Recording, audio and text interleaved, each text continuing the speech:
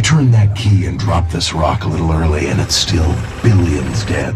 Even you can't stop that. I am Thor, son of Odin, and as long as there is life in my breast, I am running out of things to say. Are you ready? Hello everyone, thanks so much for joining me here today as we get to talk about one of my favorite subjects, comic books. My name is Jose. I love comic books. I love talking about them. I love sharing them with you. Feel free to follow me on social media if you would like. Links are in the description below. I've also posted a link to the Marvel fan site that I have plot synopsis and character bios for these issues. So I am I am editing some of my earlier videos that when I started my YouTube channel. And I am doing the introductions. I wasn't too happy with some of these earlier videos, so right now I've already released the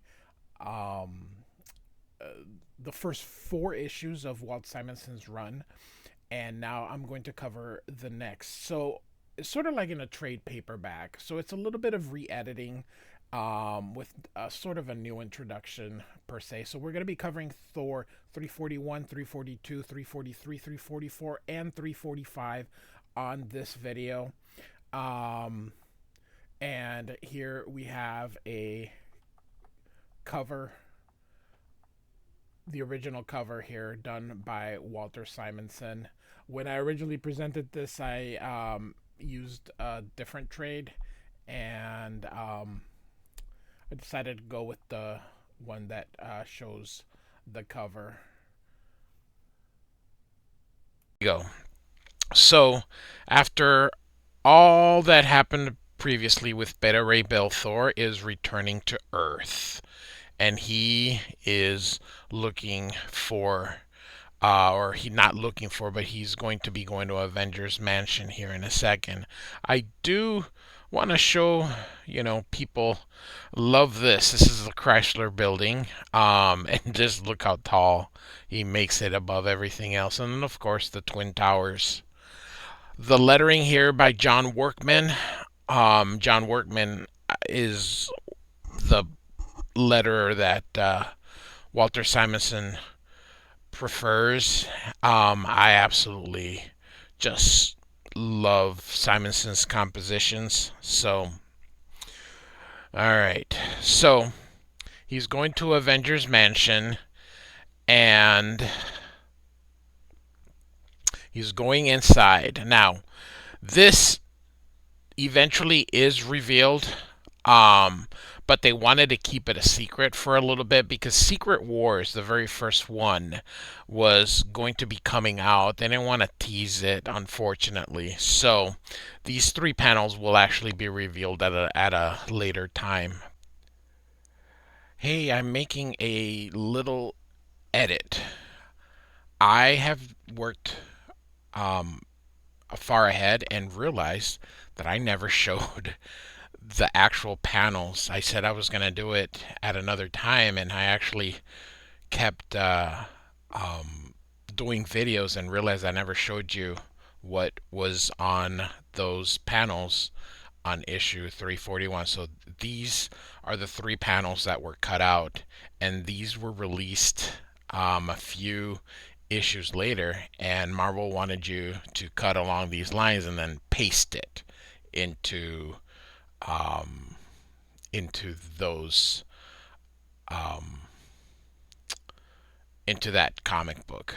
Of course, a lot of people didn't do that, but some kids probably did. I didn't actually do that, but this is the beginning, sort of, to Marvel Secret Wars. So anyway, so this is what those 3 mystery panels are.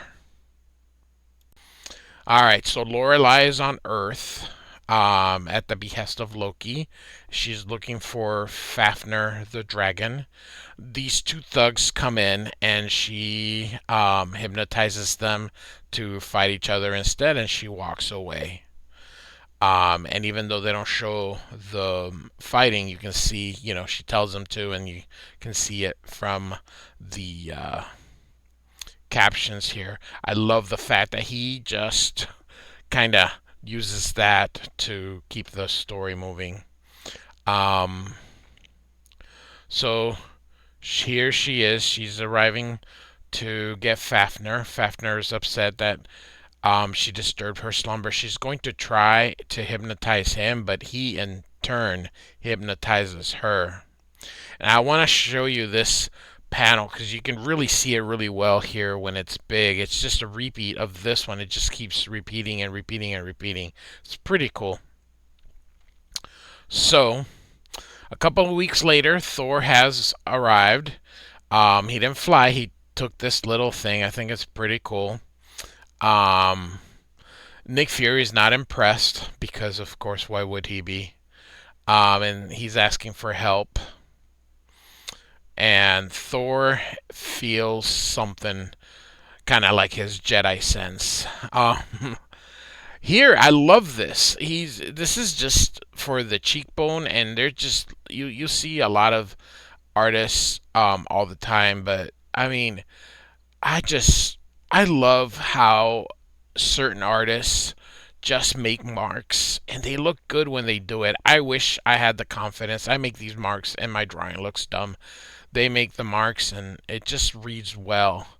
You can see here in the cheekbones um, how they're drawn here, kind of on the lip here. I just love these marks. If you can see here, so he wants to talk to Nick Fury because he needs his help, and they want to do it in private. And I like this line here. Not only do I get to ramrod the joint, I get a private suite courtesy of the taxpayers. Kind of like, your typical government man who they just live off taxes and, we pay them. So, real quick, I just want to. I love the lettering that John Workman and Walter Simonson do. I just marvel at it with the cutting of the panel here. Um, so Thor essentially tells Nick Fury everything that's happened so far about not being Donald Blake anymore, and he needs a place to live. He doesn't want to live in Avengers Tower because he values his independence. So he asks for the costumer to come up because he has a customer for him. So the costumer is going to make a costume for Thor, essentially, is what it is. So, and that they're going to see what they can do about an apartment. So, about half an hour later, here he comes, and he's just dressed just a big hulking version of himself with a ponytail, and Nick Fury is looking for some readers, and he gives it to him. He says, "Hey, they work for that other guy." Here he says, "They work for that other guy," meaning Superman. He says he's not sure about him, and tells him that they've got a bunch of reporters. Let's check him out. He opens the door, and here's Superman, Clark Kent, how they put him in there. Of course, they were able to do it because, of course, they don't use names, and you can get away with stuff. Um, so he helps Clark Kent up, and um, this is Lois Lane here, and I love this part. Yeah, that looked like could have. I could have sworn, and then he goes, "Nah." So, all right. So in Asgard, Odin is doing some enchantments and spells. And what he's basically doing is he's carving out these spells into the claws of his ravens, Hugin and Munin, so that they can travel beyond any barrier. He wants them to travel to the demon's domain and discover basically what the secret of their origin is. So now on Earth here, Thor is going to be meeting a guy named I think his name is in there somewhere. think Jerry, I think Jerry Sapristi, and he is looking for. Basically, Nick Fury said, "I'm up for a job," and so there's a scream, and he wants Thor to wear a hard hat because it's a construction zone. He doesn't know Thor, of course, is Thor. Love this running panel, just very cool, very cool. Um, Goodness gracious, Walter Simonson is so flippin' cool. All right, so um, this is Lorelai, although we don't know this at this moment, but this is Lorelai here hanging out, or being bounded, and the guy's yelling, at Thor what he's doing. Mjolnir is in the backpack thing, or knapsack as it's called, and he feels like there's an earthquake. Everything's kind of moving. The crane is falling. Thor's trying to save this woman here, or Lorelei, and he gets her. Um, and Fafnir comes out, says he's found him, and he can't believe that the creature that he defeated years ago, is has gotten so large and seems deadlier than ever. Look at just what an absolute master of composition Simonson is. And like I said, even though this is water, he does it in this amazing little, man, I try to do it every time there's fire. Like, he draws his fire the same way he does his water. So I like that. He continues to show setting. He doesn't even here. You can see the cities right behind him. So um, he recognizes Thor, and that the trap is sprung, and he is trying to get the hammer. Elseworld, we kind of have Walter Simonson has not forgotten about this. So this creature here um, actually speaks, and he is summoning the Dark Elf. Longtime readers, or those of you who watch the movies, know who the Dark Elf is. So won't ruin it for now. He, of course, strikes the anvil with his hammer, and doom comes up, and there's an answer that says, "I will." So it's being answered. So Thor has saved Lorelei from the crushing debris, but he hears something again. So real quick here, I was wrong the first time when I said he senses a disturbance in the force, and I kind of laughed it off. He wasn't Fafnir that he was feeling. He's feeling something that's going to be set up soon, but he heard something, and yet now it's kind of faded away. So he finally got his hammer and strikes it.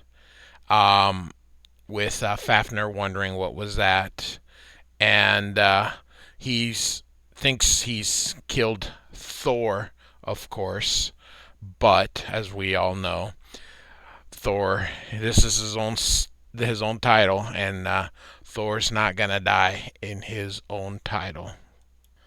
So we kind of go down and we get like a quick recap of why Fafnir is so angry and what he wants. So he used to be a king, a mortal king. He dabbled with the evils, or also known as sorcery, is essentially what it is. And Odin destroyed his people and forced him into exile. And he was able to transform into this dragon. So he wants to repay Odin by killing Thor, essentially. And here we see how Thor had defeated him by striking his hammer, forcing him to fall in. And he says it's true, but he is now ready for his revenge. So in Asgard now, we see Volstagg is looking for Balder. Balder has left in the wilderness, but left his pantry well stocked to distract Volstagg from looking for him and finding him. So Balder is sitting by the fire. He's unaware that he's being observed by Karnilla and Hag. Karnilla orders that there be no harm done to him while he's in her kingdom, because she kind of has a plan for him. So this guy kind of looks like the Sod from the New Gods, Darkseid's little lackey. So Thor is fighting Fafnir, and some of the debris is catching on fire, so he creates a storm for to quench the fire. And Fafnir thinks that it's similar to how Thor had trapped him in the past, and he does not want to be trapped, so he decides to escape, and says that he'll try this again. So the fire is quenched, but Fafnir has escaped. Thor's gonna go after him, but it looks like Fafnir released the river into the tunnels. So Thor uses his hammer to kind of create a dam here, and he's gonna get ready for his next. In Asgard, real quick here, look at this. Simonson is such a great artist. Goodness gracious. In Asgard, Loki is essentially just enjoying his trickery.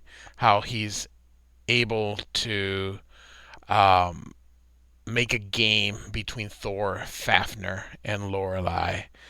And he wants to see how this game is going to end up playing out.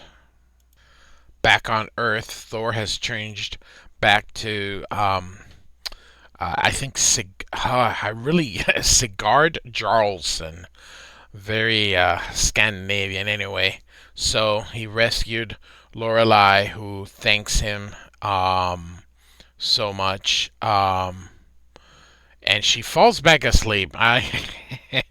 That's all right. We are near the end, because I'm like, how the heck did she fall asleep again? So Thor hears that voice again. He's determined to see what the heck it is. So now we're going to be looking at Thor 342 from 1983, with one of my favorite covers of all time of any cover done at either Marvel or DC.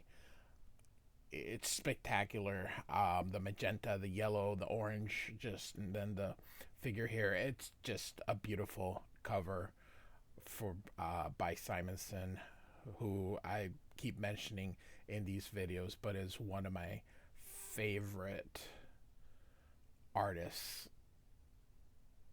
And this cover is just spectacular.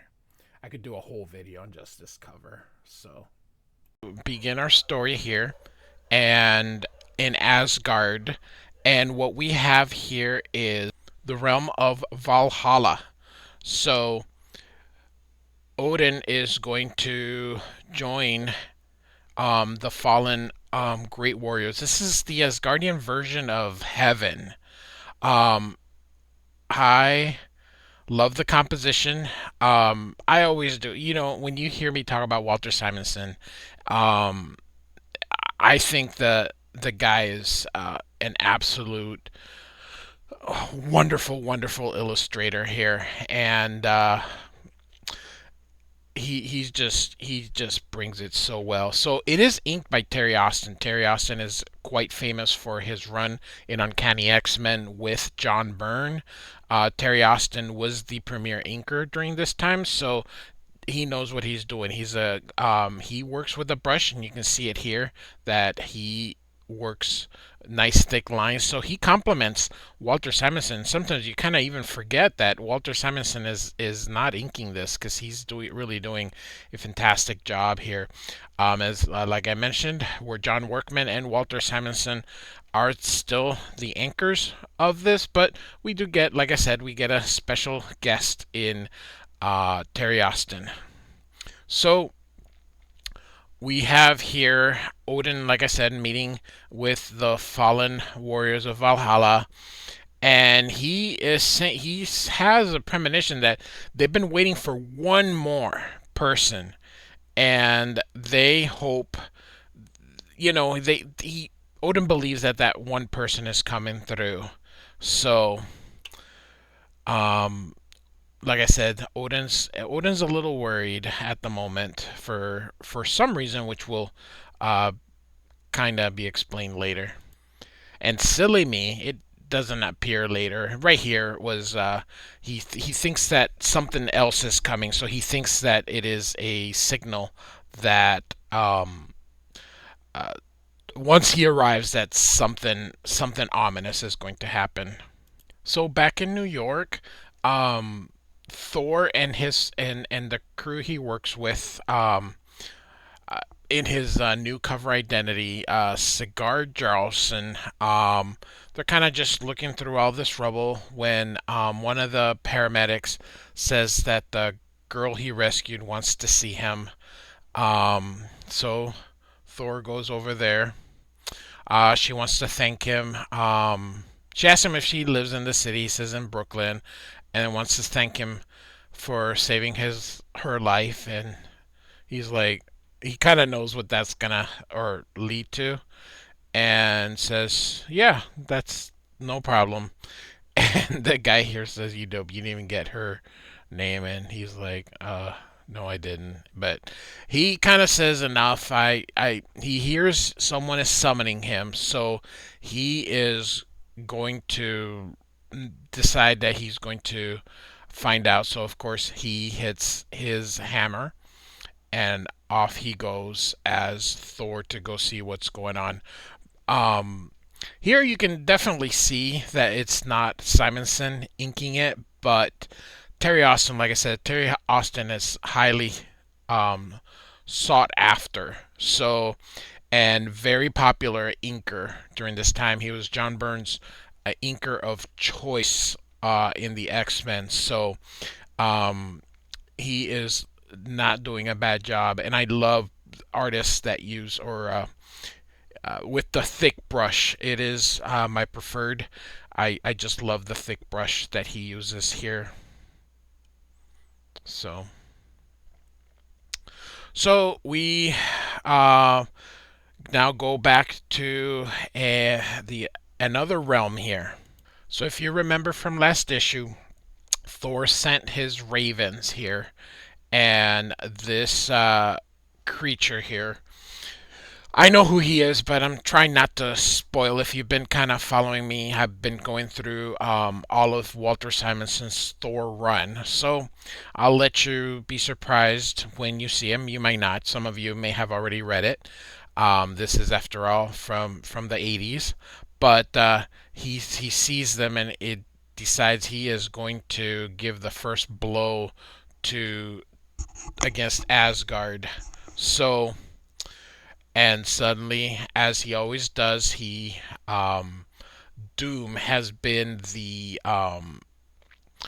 word of choice every time he hits the hammer, or every time that he, in this case, strikes with a sword. And you can see the raven's feathers. So we are to believe that the ravens have been killed, but we'll definitely have to keep reading. So now Thor is headed to Antarctica because that is where the voice had brought him. Real quick, I want to show you the dry brush. Terry Austin here is employing a bit of a dry brush technique. I really like. I like I said, I. It's nice to sometimes see different um, people interpret Walter Simonson. Obviously, when he does it himself, it's a little bit different because an inker is sort of interpreting. But I love seeing the dry brush here.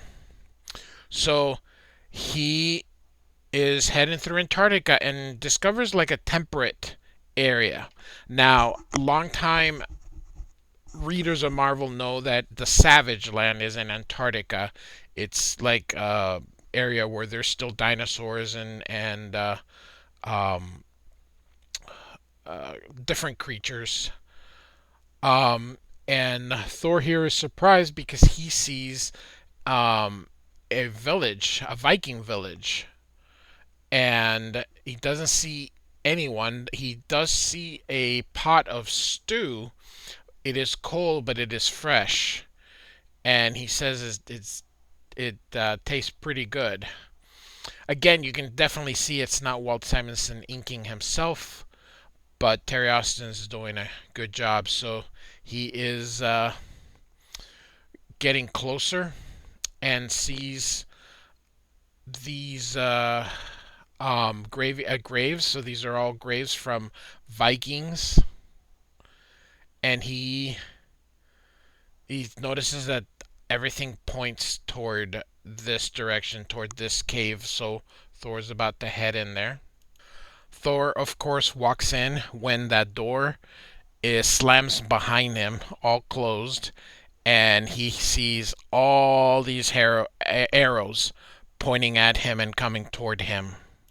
So back in Asgard, Balder is sitting here and he knows that someone's in the shadows and tell him to come out, that there's a fire for both of them. And she's asking if he wanted solitude and says it's eluded him, and he knows who she is and knows it's Carnilla. And she's basically asking what's wrong, and he's saying that the death that he has caused is still haunting him. And she tells him he should let it go because, what happened is meant to happen. And he says that is a lesson that he has yet to learn. So he is basically punishing himself, and tells him that her soldiers have left him provisions, and when he gets tired and needs a friend, that she'll be waiting for him.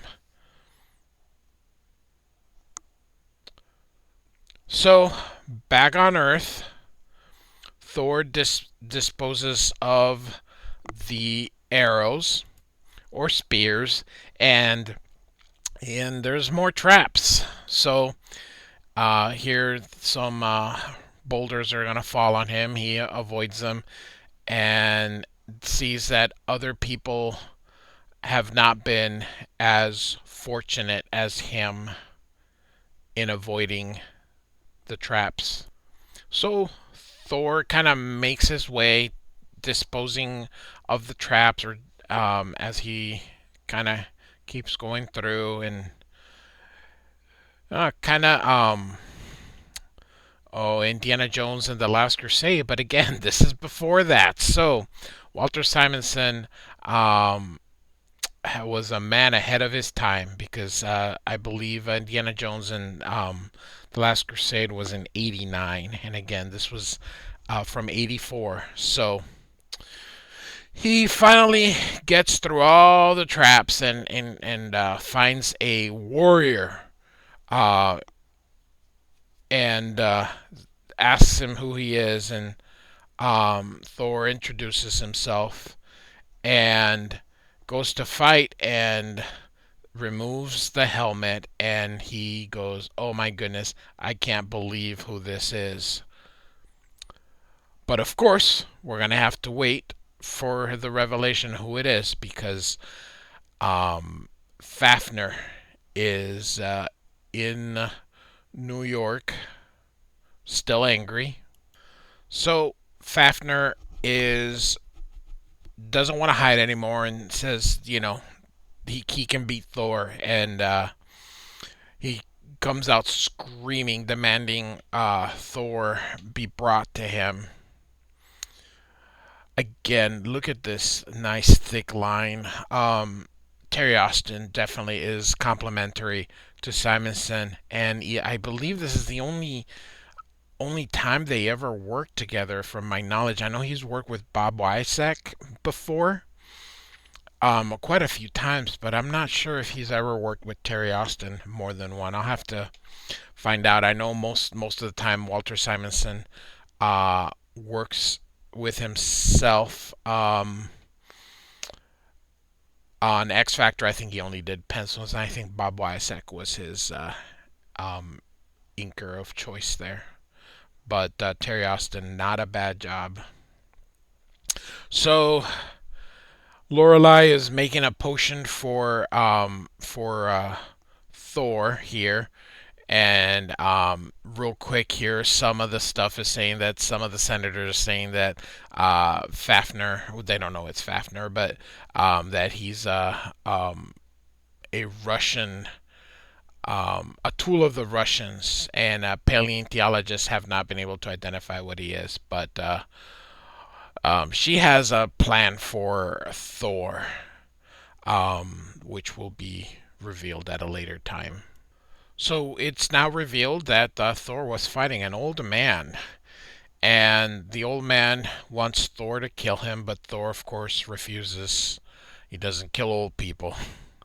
So uses Mjolnir to make way to get to the surface. And once there, he takes the armor because it's too much for the old man, really. And, he says, who is he? He says he's Elif, the Lost. And he didn't want to die a meaningless death, so he thought a death fighting Thor would have him go through Valhalla. And he says that they reached there because in 1066, which he wouldn't know, because if he's been in that place all that time, he'd have no idea what year it is. But of course, this is more for us to kind of know. But in 1066, these Vikings were scattered and somehow made their way into Antarctica. And they went through here. And he's the last survivor of all of everybody. So out of all this generations that kind of lived there, he is the last of them. And he, like I said, he wanted to go into Valhalla and fighting. He didn't want to just die of old age. So Thor says there's still much to do, and that they're going to basically go in it together. So anyway, so now Mighty Thor 343 from 1984, another wonderful cover by Simonson with Fafnir's hand.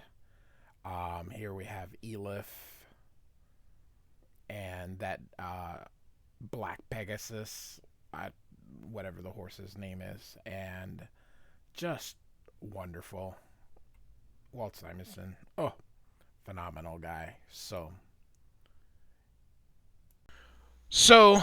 we start in New York, and Fafnir's on a rampage, yelling for the son of Odin, which of course is Thor, and says he's gonna destroy the entire city if he doesn't show up.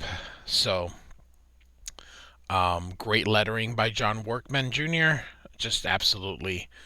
Um, his S, his R, his E. Um, just great stuff. Um, like I mentioned before, I've taken a few of his letter, the R, the U, his C, the S. Um, they're they're incredible. So I I use that a lot. So art and story by Walter Simonson. Last issue was inked by Terry Austin, but Simonson's back doing his own inkings again. So, and as always, the big boss during this era was Jim Shooter. I think he's going towards the end of his run. This was indeed Marvel's golden age. So, like I said, Fafner wants Thor, and here we have Lorelei, and Lorelei is essentially wondering where Thor could be. Um, Great drawing, most likely photo reference, but still just phenomenal composition. Um, Kids, if you're reading this, these are called knobs. That's how you used to have to change the TV before the invention of the remote control. So you had to actually get up and go change the TV. So anyway, so Thor, of course, is in Antarctica from that we saw from last issue. So Thor is here with Elif, and he is proud of his courage that he had shown. And Thor basically says that he can't grant him Valhalla, it's still beyond his mean, and that only Odin's Valkyries can decide who can sit within the, as it says here, that cherished realm. He then says that, he will take Elif with him and they're going to battle Fafner in New York to go get his armor, and let's get to it. So what we're doing here is Thor is basically asking Odin for a sign that he should be his shield bearer. And, for about half an hour or so, nothing, but soon, boom. And I love this whole drawing. I love everything Simonson does. Um, he's such a spectacular artist, but here we see that here comes I guess these what are they? The winged horses. So they're called cloud riders, not Pegasus with the Greeks. Then of course his chariot with Tooth Gnasher and Tooth Grinder. By the way, that movie made them screaming. God, that movie, the fourth Thor, man, oh man, oh, whoever wrote that abomination should never have a job. Oh my goodness, that movie wanted to be a comedy so badly. Oh, those screaming sheep. All right, but in the comic book they don't do that, so they're more badass in the comic book. So we're back in Asgard and the lands of Karnilla, the Queen of the Norns. Essentially, what's going on here is um, she's in love with Balder, and Balder's paying her no mind because he's depressed. Basically, he killed all those people, and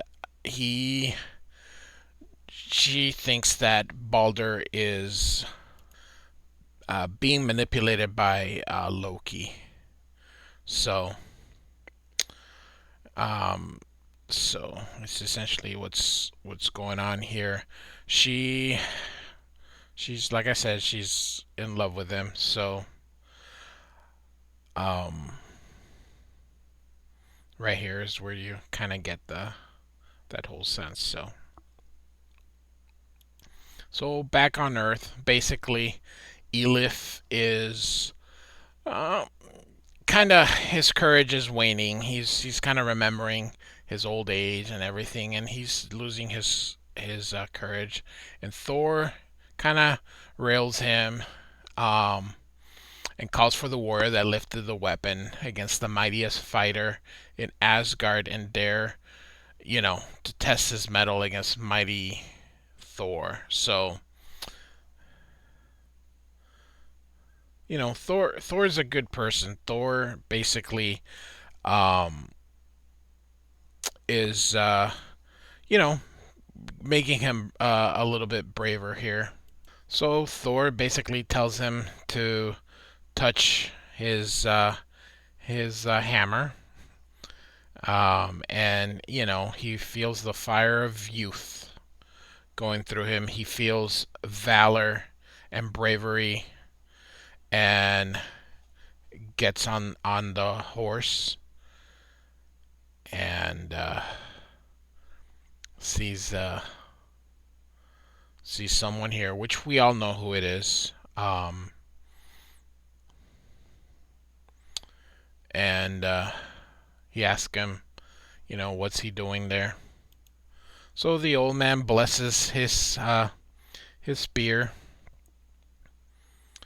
and they don't realize that that was Odin. So great composition. Simonson is just goodness gracious. He is quite the artist. Just he's very good. So we get our little uh, kind of. So it's not the prologue and it's not the epilogue. So I don't know what you call one of those in the middle, but here we have. I think it's an interlude, right? So we have an interlude with our giant here. So it seems that he has finished the sword and he is naming it Twilight. And he puts the stamp right there. So the sword is finished. So we know that whatever's coming up, it's coming up soon. So this has been going on since Walter Simonson first took over in Thor 337. So it's been just a single page each time, but we are sort of done here, and we know, that this is now coming to a head. So now we are in the South Bronx here. Fafner's tired of waiting, and he is going to just destroy everything in its path. Great composition here, great drawing of the dragon, showing him towering above everything. So very, I I love it, but again, I love everything that Simonson does. So Thor and Elif have arrived, and he throws Mjolnir, and the battle has begun. Uh, Great drawing here. The composition is for Simonson. It's just great. I don't know. I don't know. I know everybody knows I'm a huge mark for him, but what can I say? The dude is a great drawer. So Fafner strikes back. Great, great drawing here. Uses his shield to stop the tail and fires at them, and the battle has really begun. So now we're back in Asgard. If you notice Simonson, how he paces thing, he doesn't just complete one section and then move on to the next. He just wants to move things little by little, just kind of making sure you see all the characters just at least a page or two throughout. So I mean, you saw in the beginning. with how every he just composes and just puts everything into each issue, little by little. So like I said, we're back in Asgard, and Heimdall is seeing kind of like blackness here on the Rainbow Bridge, and one of Odin's ravens, carrying just one feather, comes. We all know, of course, that the other raven was killed by the unnamed creature. If you've never read it, that's all right. We'll find out who that creature was. So, kind of just letting us know that things are moving along. So, Simonson, like I said, great storyteller. So, back on Earth, the battle rages and continues. Great composition, just showing how huge Fafnir is, but Thor, how mighty he is. By also, even though you can see Thor is just on the hand, you just see how big Thor is. So it's a great way to convey size of both. Both are big, but of course Fafnir is bigger, and you can. But it's just ingenious here how he does it. So here, he doesn't have to draw. Here's the great thing that I've been trying to learn.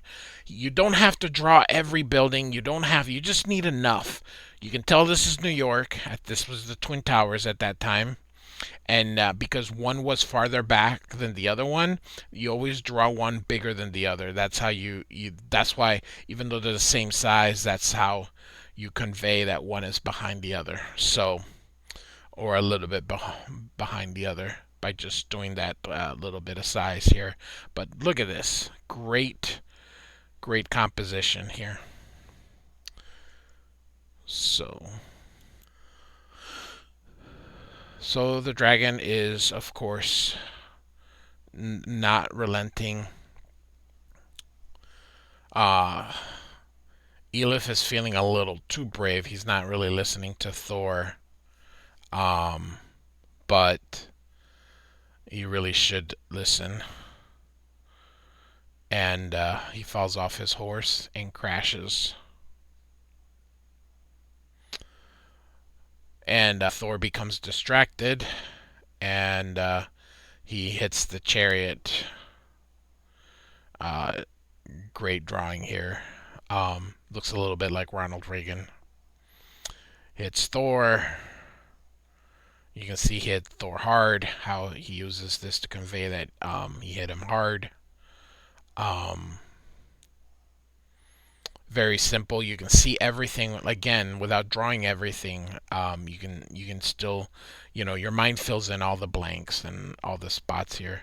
Elif is feeling old again. He feels like the youth has left him that he felt, and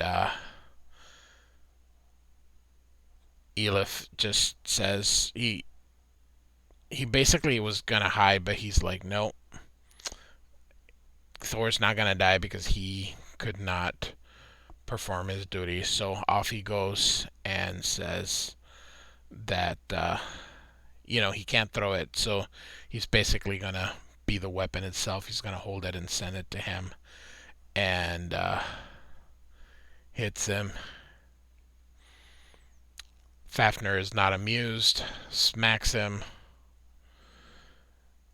and Thor notices the spear is in there, and gets Mjolnir ready, goes in there, and then hammers it in. So he is bringing the dragon down, and Thor sees Elif is dying, and Thor is very proud of him, and he has died, and so he's going to give him a Viking's funeral, and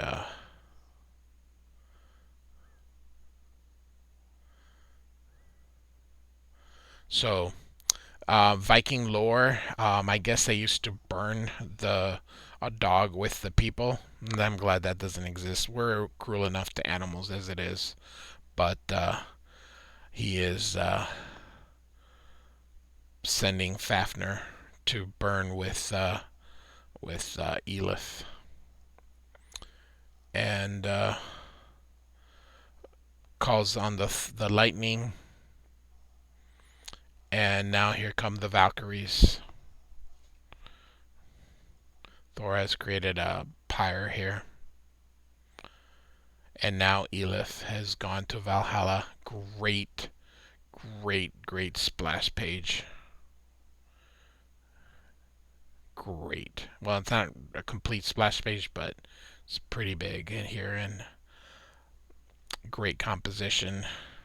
Simonson loved it so much, he signed his name right there. And, you know, now Thor is back in his secret identity of Sigurd Jarlson, I believe. So Thor is lamenting losing his friend. There's a knock on the door. And there's Lorelei, who wants to thank him for saving his life. So, we close the door with innuendo. But, The Mighty Thor 344 from 1984. Another great cover. Now, the coloring does not do it justice on the cover, because I think that all of this being just done in a single color makes it very hard to really appreciate just how awesome this cover is. But I like showing you the original cover of this. As I mentioned in the very beginning, when I did these videos, I used the Thor by Walter Simonson trade, which had been recolored by Steve Oliff. But the problem with those covers is it didn't have any of this stuff, the title or anything like that. So I prefer to show you the original stuff. And the title of the story just basically says, "Whatever happened to Balder the Brave?" So what we're basically seeing here is that Odin's wolf Jerry, he is on a mission to bring Balder home. Here we have our credits. John Workman and his letters are just fantastic. You can really tell when he letters something. It's just really good. So, and this wolf, like I said, is summoning Balder as he was, Odin has ordered it. So back in Asgard, here we have Odin. So Odin is brooding here, and you can see here is his raven. So he's found the raven. This is his wife Frigga. Frigga's a lot more gentle now, or here during this era, than she is now. Of course, Odin and Frigga have a little bit of tension throughout Jason Aaron's run on Thor, which is great. And someday I hope to get to that, because that run Jason Aaron had is phenomenal. I absolutely love everything he did on that. If it would have been drawn by Walt Simonson, it would have been even better. But capable artists worked with Jason Aaron. Like I said, that run of his is absolutely fantastic here. So Odin doesn't want to burden her, but basically Heimdall told him everything that happened before and how he is summoning Balder now back to the realm.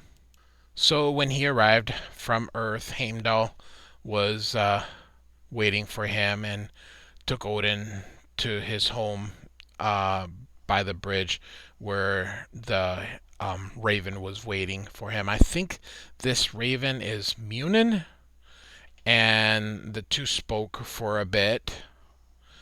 Um, and just kind of told Odin things that he needed to know. So now he's brought him home and he needs Balder. So Balder has arrived here and he's gonna learn what Odin needs of him. He basically um, needs to deliver a letter to Loki. And they all know Loki's the one responsible for Balder's death um, and his journey through hell. Odin, wants only Balder as his messenger because Loki acknowledges that the word of Balder is, pretty much the truth. And Balder agrees, but says that he will not raise his sword, and he's not going to kill anyone. And that he will do what Odin wants. And, Odin tells him, don't tell anyone, basically. So, here we are to, I think this is the only appearance of Thor here. It's a short, I think it's just a page or two here. I think it's 2 pages. So Thor in his disguise as Sigurd Jarlson is getting a back rub from Melody. She's gonna offers him some liquor, and turns out Thor ended up falling asleep, and she kind of just leaves him there and leaves him a note that next time they're gonna go out for dinner. She's not in a hurry, I guess, for her plan here. And so we're kind of then gonna stay in Asgard now for the rest of our tale. So he's on his way to go find Loki. And so we're just gonna move along because he gets attacked, but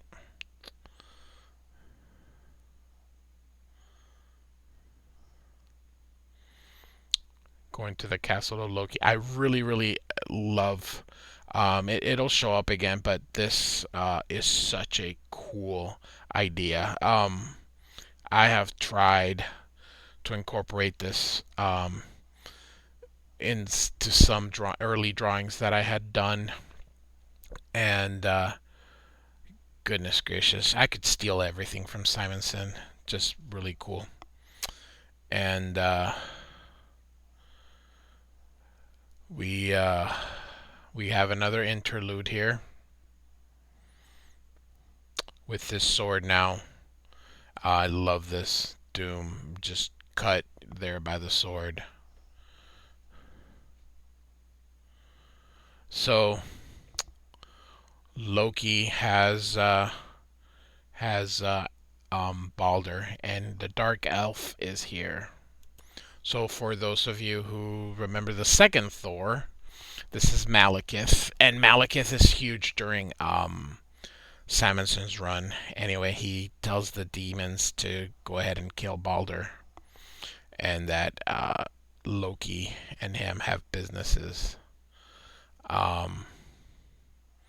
So Malekith, like I said, is the Dark Elf. So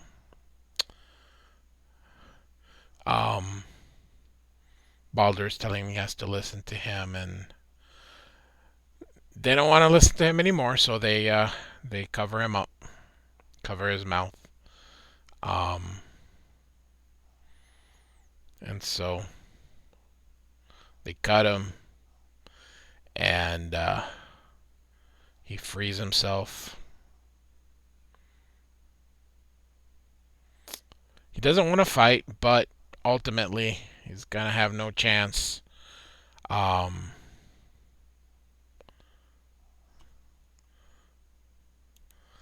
So he does not get to tell um, Odin the message. They're gonna talk business, and Loki's just kind of disappointed at what Balder has become, and they're gonna kill him. And of course, here he is gonna grab the sword, and I was wrong. So we're back on Earth with Thor at work. So tell him to put on his hat because their um, the insurance people are there, and he thinks that Thor is actually Spider-Man here. So it's pretty cool. He suspects that how he moves and how he saves the girl. Of course, Thor and Spider-Man are nowhere near the same size, but it's a joke, so it's kind of funny. And we're back in Asgard, and here come all the demons now. So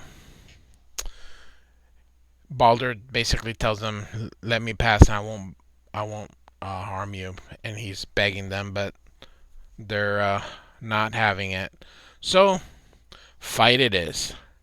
It's a good story here and a good moral. Sometimes fighting is all you can do. Um, so you can want peace all you want, but sometimes your only choice is to fight because that's what others want, and you can turn your cheek as many times as you want, and it doesn't make a difference. So here he goes, and he dispatches all of them. So great panel right here. And Loki's impressed. Um, Goes to strike Malekith, but Malekith disappeared. And he hands Loki his letter. Tells him the fate of the universe, and Loki does not even read it and sets it aside. Um, he has accepted Malekith's offer and is going to basically fight against Odin. And Balder is not happy per se, and he's angry, and he's gonna strike him with his sword, and you hear a thud. And we have another scene here. Carnilla has been keeping an eye on Balder, and she's upset she couldn't see from inside the castle, but can see that he has left. Um,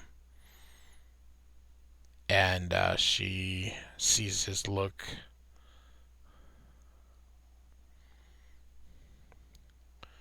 and off he goes. It looks like we have Balder once again returning. And so we go back, and Loki's still standing, and there's his head, and grabs the head. He says Balder does not have any sense of humor whatsoever. Love this panel as he's gonna put his head back on. Simonson loved it so much he's signing this panel, and he thinks that it was worth having a stiff neck for a deer. So of course Loki is a trickster, so he can good at potions and stuff like that, so he can make himself hard to kill. And so we're going to conclude this video with the Mighty Thor 345 from 1984, featuring Malekith on the cover here, and Trying to Get Thor, another very creative cover by Simonson with the New York City in the backdrop here. Malekith, of course, was the villain on the second Thor movie. and he was portrayed. I think I forgot the name of the actor, but he was the first Doctor Who in the new re-release. So anyway, great cover as always. All Walter Simonson's covers are magnificent. We start out in this office here, where a doctor calls for a secretary. It looks like it is a Dr. Willis here. So he calls, and she shows up, and he attacks her. And very good introduction. It's not quite a splash page, but it's a mostly of a splash here. So credits down here. Walter Simonson and John Workman Jr. John Workman Jr., even though he is the letterer, he is quite the letterer. My absolute favorite. So he is basically going to feed her. That is what this is all about. He is going to feed her a burger and some fries. And when she eats it, she screams, and the cops hear that, and they go and take him, and notice that the woman has disappeared and almost crumbled into dust. And they're saying, you know, this is Miss Ordway's clothes. I saw her come in and didn't see her leave, and so they're all looking at him, and so they're gonna take him in. And then, of course, there is the title of of this chapter here. So, and so, Thor and Melody are having kind of like just a little trip around New York. They're in a carriage ride, and she, of course, is reflecting on everything that's going to happen, or what her plans are. Once again, I just want to look at Simonson's art. It's just amazing. I love how simple it just he makes everything look so simple. It isn't, but he's so good. He just makes it look so good. So now Dr. Willis is in jail, and he sees that the secretary was trouble, but he should have handled it different. And she comes in asking if he wants something to eat. He says no, but would like the phone call to his lawyer. She says she'll be back and see what is going on. Here, she's on the phone and says, "Yep, he found our agent basically, and disposed of her." And then there's some instructions. She's like, "What? That'll blow my cover." And then, all right, I'll do it at once. So here she gives everyone in the office some cookies, and he's saying, something was wrong. She, she thinks they found him again, which they did, and says the police officers will not be bothering him anymore. And he asks who she is, and she's an obedient servant of his deadliest enemy. And so, she says everybody, ate the cookies, so now they are all soulless and obedient. And she wants him to also eat the cookies, but tells him that even if she doesn't eat the cookies, it's not going to change anything, and there's no pain. And she'll be back shortly for his answer. So now we are at the offices of some lawyers here, and they're saying that they have the report, and Dr. Willis was arrested on suspicion of murder. And this must be one of the lawyers here. So his secretary is telling him that they're not able to find Dr. Willis, and he thanks her, and then he needs a package delivered um, to Long Island to the doctor's father. And he opens the safe here.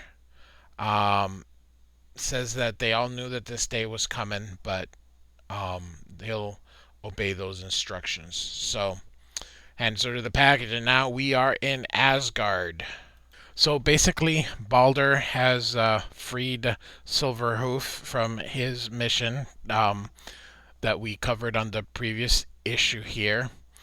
And he's upset that he broke the oath that he said he was not going to do because, of course, Loki and Malekith manipulated him. So he is going to basically, he wants to die. But there's somebody here watching him and says, "So you seek death? Look no further. My sword will send you swiftly into Hela's waiting arm." Hela is the goddess of death, of course. So then back to New York. I really like it. Simonson just he just jumps. He just goes from here to here to here to here. Just kind of give you little snippets of his overall story. Just moving this thing, it is remarkable how talented he is, not just at these beautiful drawings, but at his writing. So we are in Melody's apartment here, and you know, she is going to, of course, try to put the moves on who she knows is Thor, but Thor doesn't know that who she is. So, and now we are going to Long Island, and the package has been delivered here to Dr. Willis's father. So I want to kind of make something that I think was a bit of a mistake here, and I don't know if anybody had caught it. I know for sure I've read this so many times, and I guess I've always kind of didn't even realize that this happened. So real quick here, he receives the letter and says, "Dear Roger, it's very short here, but essentially, if you're reading this now, it can only mean I am at long last dead, or as good as dead, in which case I can finally speak to you, as I have never been able to tell you who I am and what I have done. I know that things have never been well between us, and that the barriers I have had to erect around my life prevented me from being there when you needed me. But I know too, that you have become the kind of man who will see what must be done and do it. I am proud of you for it. The enclosed papers explain everything. Study them well and destroy them. I'm handing over to you the greatest trust the human race has ever known. I've guarded it with my life. Now you must guard it with your own. Your loving father." So, in if you take a look, he is much older than Dr. Willis. However, it turns out that this is actually Dr. Willis's son. So we're just gonna kind of flip here, and here I need a package delivered to Long Island to Dr. Willis's father. So, but it is actually his son. So something is going on, something mystical about Dr. Willis. So I don't know whether or not this was meant to be just something else or whatever, but here it does say something delivered to his father, but here, of course, it says your loving father. So this is actually the son. So it just kind of, on the rereading of this, I just found it interesting. So now we're back in the jail cell, And he found out that one of those french fries from the morning had fallen on him. So he makes a plan, throws out the cookies. Um, Great drawing. Just kind of setting things instead of showing everything in the indoors or whatever. This is really cool. It's just the one panel where he shows like the outdoors. Um, and so she thinks he ate the cookies and orders him and asks for the location of the casket and puts a french fry in her mouth, which of course makes her also disappear and of course leaves the keys. So now he is on the road. He's heading to Long Island to see his son. And so he doesn't realize, though, that someone is actually chasing him here. And we'll see here because the lights turn on. Dr. Willis laments that, this having to burden his children with this, but he knows that there's just no options here. So now Melody says the music's very romantic and she's going to go change into something more comfortable. He needs to make a brief phone call. She tells him the phone is over there. He calls Avengers Mansion and Jarvis, of course, who is the Avengers butler, and he asks if there were any messages, and he says yes, a Mr. Strother Esquire, a lawyer, sir, and he said something of the casket of ancient winters, and he didn't catch the individual's name. And now, of course, here you see mumble mumble, and he says yes, I believe that was the name. So he gets the guy's address, and you can see he's very concerned, and he startles Melody and says he has to go to see a lawyer about a will, but it's an emergency. He of course says, "I must see a lawyer about a will." He realized immediately that that was dumb, but he of course strikes the hammer. I love this just kind of combination of the two, and then this great panel here by Simonson. And Thor says there is definitely a problem going on.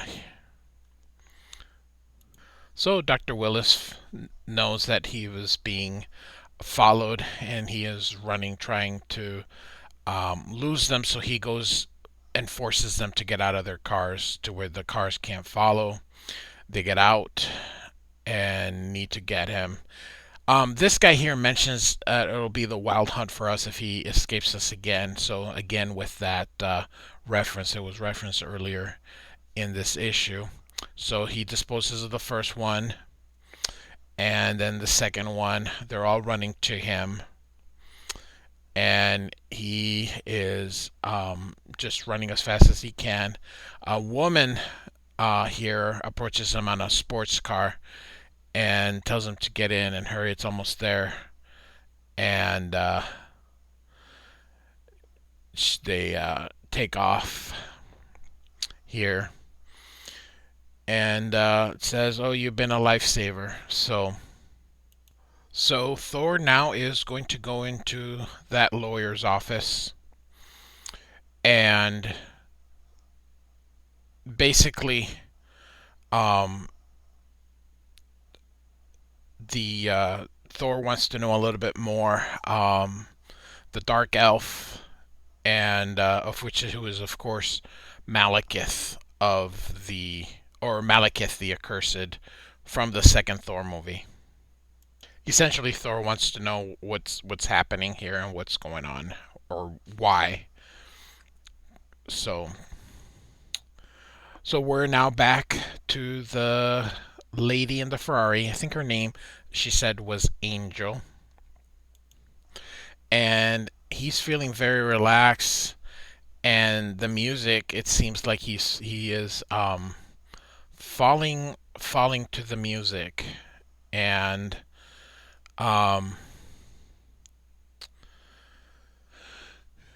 he is, like I said, he's falling in a spell to the music here. So something's going on. And here, she tells him she's been waiting a long time to meet him, or they've been waiting a long time to meet each other. So he says there's something about her that's familiar, and that he's never seen a woman that is so beautiful. And so she stops the car and says, I know you want to kiss me. And she says, yes, yes, I do, and I love you. And he says, great.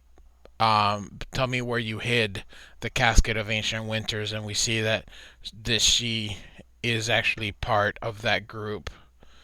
Um, and unfortunately, even though he didn't eat the cookies or anything, the music ensnared him. And so, and then he tells them that after she tells them, then they'll kiss. And if you did a great job in the drawing, look at how hypnotized he looks. Absolutely wonderful storyteller Walter Simonson is. And we take an interlude here. Twilight, the sword is finished, and we kind of see the shape of that figure. I mean, how many issues has this been going on? Of course, and so he is kind of finally revealing that the sword is done. And here you can see, similar to how he's done it before, just all these demons and monsters in there. So now that he's done, the fire creature destroys the anvil, and of course, doom. So the woman gets out of the car, and it turns out it wasn't a woman. It was in Malekith, him who pretended to be Angel. So there, he needs to go find the casket, and just pretty cool. And he leaves, and there's the corpse as he finally killed Dr. Willis. And here, of course, is confused, bewildered, afraid to eat a McBurger again. Don't be. All will be explained next issue. And then here, if we can figure it out in time. And then, of course, the wild hunt. So